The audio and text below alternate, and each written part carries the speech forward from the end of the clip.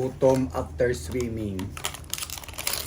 Ang aga kong naligo. Drawing, wala pang alas 6. Ulam ko ay utan, isda, paksiw, at seaweeds.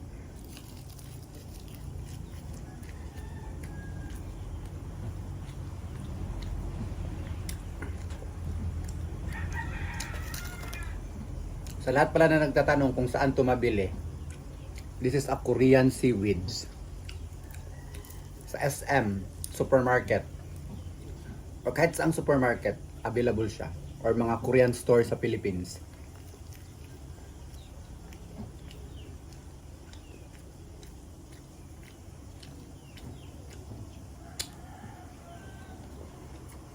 Kailangan pagkatapos kong maligo, kailangan may laman agad yung tiyan ko.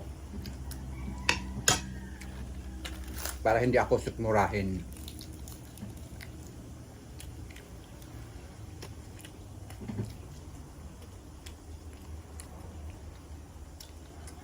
Ang bilis ko lang naligo, mga 15 minutes. Maalon eh.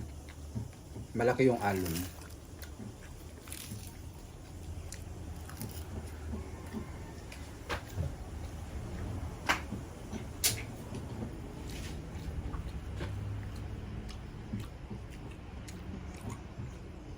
Kain tayo. Breakfast. While wala pa yung mga trabahante namin. Trabahante. Yung yung nagpintura.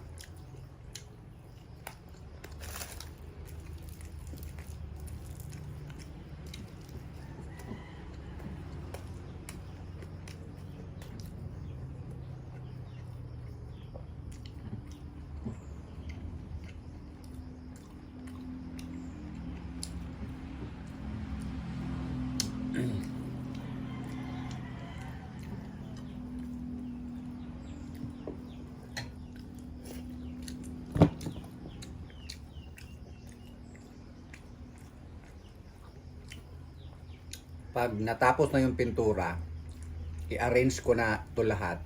Tapos, last kong bibilhin is fridge. Paano ba siya i-pronounce? Fridge refrigerator. Maliit lang. Kasi maliit lang na yung bahay namin. Yung kaya lang sa budget.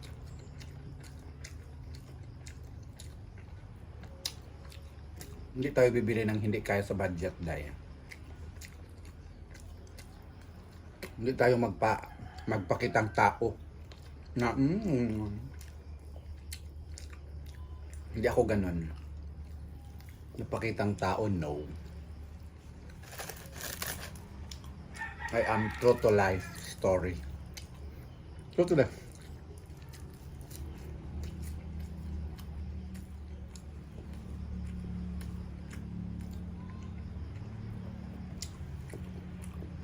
Saka may magpunta pala dito ngayon para putulin yung niyog sa likod ng bahay. Para wala na kaming problema. Pag may malakas na hangin, hindi na kami mangangamba. Kasi para pag may maano kasi, kailangan kasi putulin yung niyog na yan. Kasi pag hindi siya pinutol, pag may mahulog, diretso sa bubong, masira agad yung bubong. Diba?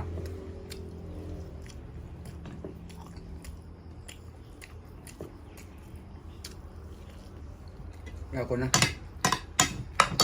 Kay Bukatets na to. Naking Bukatets ba?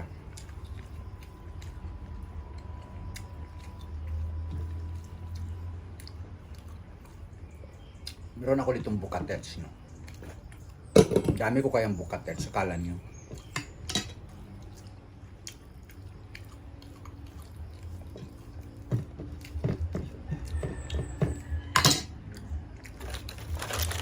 Kunting kain lang, basta malamanan yung tiyan. Huwag sobra-sobra. Ganun. Ganyan. At sa mga nagtatanong kung bakit ang haba o ang baba nitong aming lababo. Kasi maliit kaming tao dito.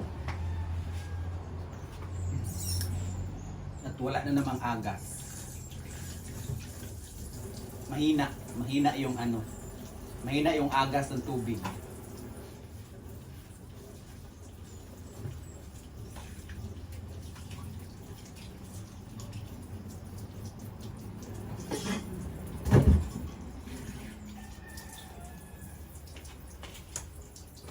Umaga pa kasi ang daming gumagamit ng tubig.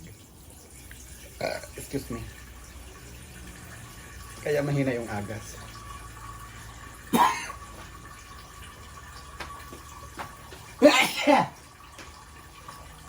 Bigay ko muna to kay Bukatech, ha? Wait. Bukatech is love. Yan nasa labas. Ano muna ako sa aking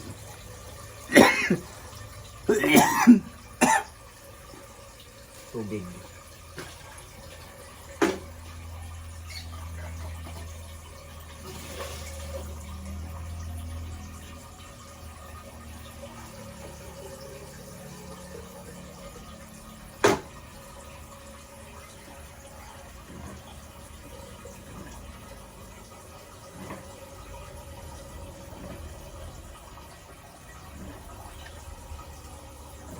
Bibi! Bibi!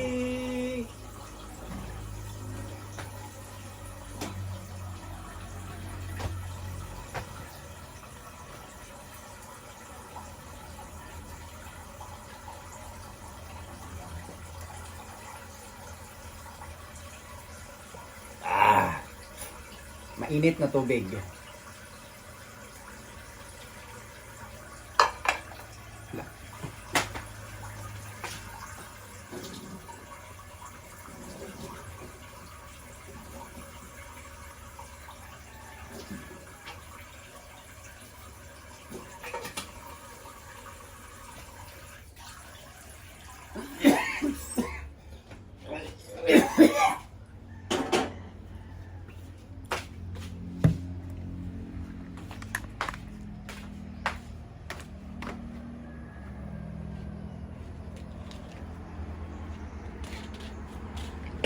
Malakas pa rin ang alon.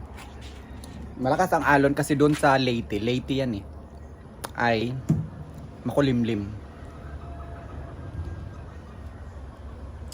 Okay? Good morning. Enjoy the rest of the day. Kasi busy kami today. Excuse me. Yan si Bukatech. Bukatech, ayan nyo. Alam nyo ilang aso yung naghintay dito? 3. Pero unahin ko muna si Bukatech. Siyempre, unahin ko si Bukatech. Si Bukatech yung unahin ko, day. Kasi, yung iba, ay, kunti pa lang yung naano ko, ito lang. So, yun yung mabait na aso. Yan, mabait yan. Yung may itim sa bunganga. Tapos yun, hindi mabait yun. Yun yung pinapakain namin. Bukatech, ali. Ali, box. Dito ka, box. Dito, ali, ming. Dito ko siya papakainin sa taas. Para hindi maabot ng aso. Yan si Bukatech. Kumain na si Bukatech. Yan muna yung kanyang pinggan. Organic. Mamaya na kayo, bibi, ha? Ito yung mabait yun, itong asong to. Mabait yan. Kain ka muna dyan, box. Fix ko muna sarili ko, and si box. Kumain na. Agoy, kilos. Agoy, kaon sa maldito. Ayaw, anak, bibi. Dara, bibi mo, anak, bibi. Ito muna pa kainin ko. Kasi, pusog pa si Bukatech.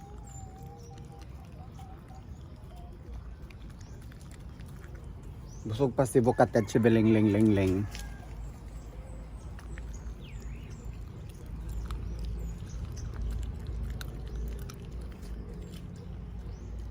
Ikaw na sa box. Bibi kang box, bobi.